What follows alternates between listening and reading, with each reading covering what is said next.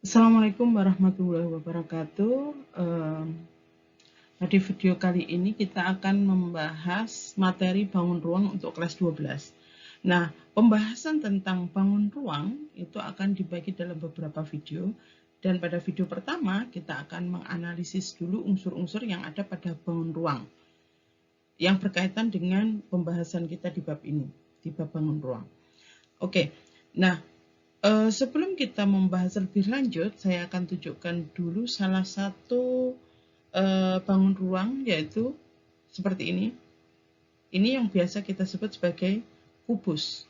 Kubus itu punya sifat yaitu panjang rusuknya sama. Panjang rusuknya sama semua. Oke, nah unsur-unsur pada bangun ruang itu ada titik, ada garis, dan ada bidang. Apa yang dimaksud dengan titik?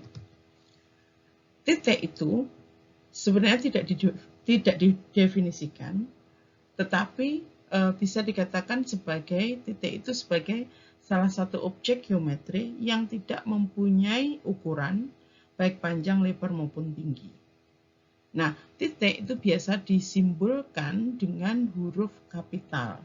Contohnya, saya punya titik A, titik B, titik C, titik D, E, F, G, H. Nah, atau kita tuliskan seperti ini.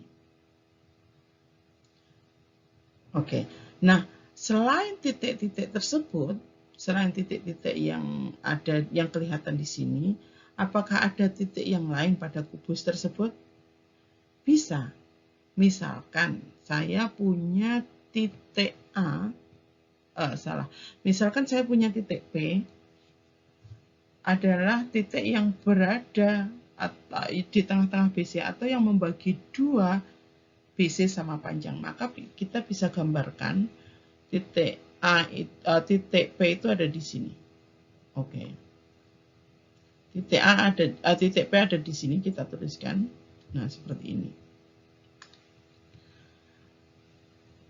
Oke, atau misalkan saya punya titik Q adalah titik yang ada di antara A dan B sedemikian hingga BQ sama dengan 2 AQ, atau saya tulis lebih enaknya. Oke. BQ sama dengan 2 AQ. Artinya panjang BQ kan lebih panjang, 2 kali lipatnya. Berarti kalau ini harus kita bagi 3 sama panjang ya, anggap ini sama panjang. Q-nya ada di sini. B ke Q 2 kali panjang dari A ke Q. Maka gambarannya seperti ini. Itu contoh titik yang lain. Dengan mendefinisikan maka kita bisa menggambarkan titik itu ada di mana. Oke, nah setelah titik kita punya garis. Apa yang dimaksud dengan garis? Garis pada matematika, yang dimaksud dengan garis adalah garis lurus, bukan garis lengkung atau tidak termasuk garis lengkung, karena di matematika garis lengkung itu biasanya diberi nama kurva. Di sini juga kita punya dua pengertian tentang garis, ada garis sendiri dan ada ruas garis atau segmen garis.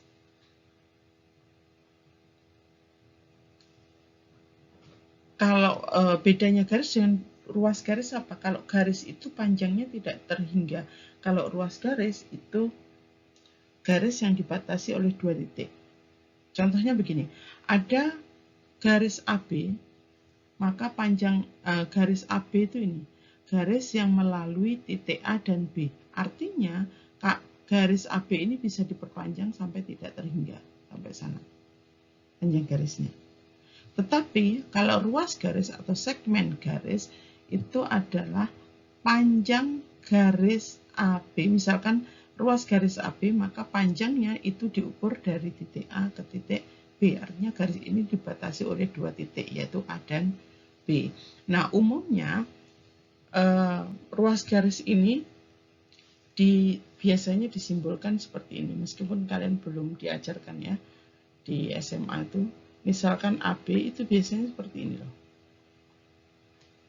Nah, ini artinya ruas garis AB, dan misalkan ini BC, ruas garis BC, maka dituliskan seperti ini.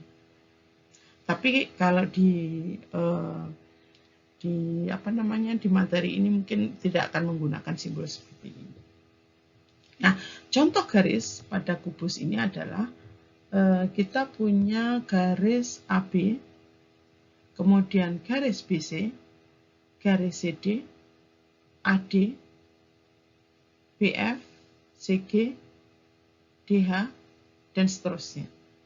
Nah, selain yang ada di sini, yang kelihatan di sini, apakah ada garis lain? Pertanyaan yang sama untuk garis. Ya, bisa. Misalkan saya punya garis AC. Garis AC itu ini, A ke C. AC ini kalau di bangun ruang disebut sebagai diagonal sisi. Atau kita punya CE. CE itu di sini, maka disebut sebagai diagonal ruang. Oke. Selain itu, apakah bisa garis yang lain? Bisa. Misalkan ada titik K di sini, maka kita punya, saya tulis dulu ya. Misalkan saya punya titik K di sini, maka kita akan bisa bentuk garis KH, EK, KF, KG, DK, atau misalkan PK juga bisa, BK dan seterusnya. Ada banyak tak terhingga garis yang bisa terbentuk. Oke, nah selanjutnya kita akan membahas bidang. Bidang, pengertian bidang dalam matematika juga bisa dikatakan punya luasan yang tidak bisa diukur atau tidak terhingga. Misalkan bidang datar, itu artinya bidang yang datar, yang luasnya kita tidak bisa ukur. Tetapi bidang yang punya batasan itu dikatakan sebagai bentuk-bentuk bidang datar. Misalkan ada segitiga, ada segi 5, ada lingkaran, ada segi 4. Segi 4 itu ada persegi, ada persegi panjang ya. Dan seterusnya, itu yang dimaksud dengan bidang datar. Artinya bidang yang punya ukuran. Bidang yang punya batasan, maksudnya seperti itu. Nah, pada bangun ruang, bidang itu bisa kita lihat.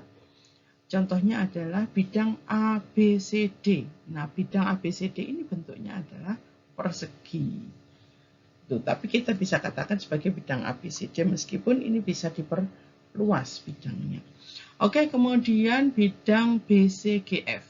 BCGF. ADHE yang ini. Kemudian ABFE, DCGH, EFGH. Oke, itu contoh yang ada pada kubus. Nah, contoh yang lain yang tidak ada di sini, misalkan yang tidak kelihatan di sini, misalkan saya punya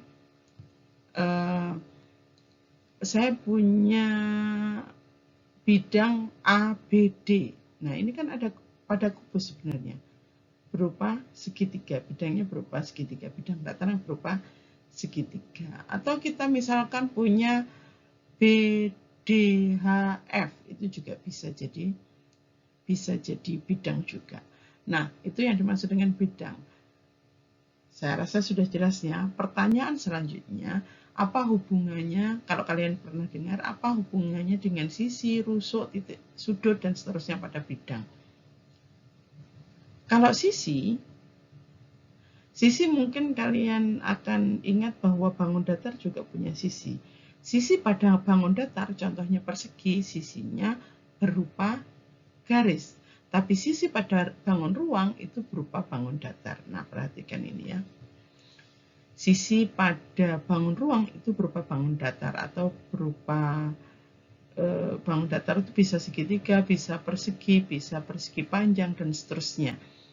Nah, di kubus ini ada sisi depan ini ABFE, ada sisi belakang DCGH, ada sisi atas EFGH, ada sisi bawah ABCD, kemudian kiri ADHE, kanan ada BCGF.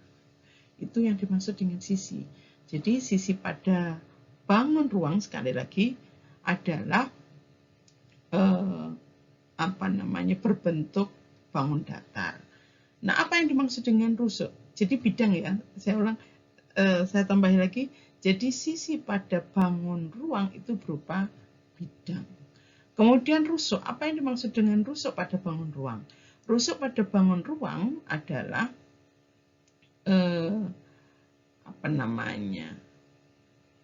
rusuk pada bangun ruang merupakan pertemuan dua bidang. Contohnya adalah BF.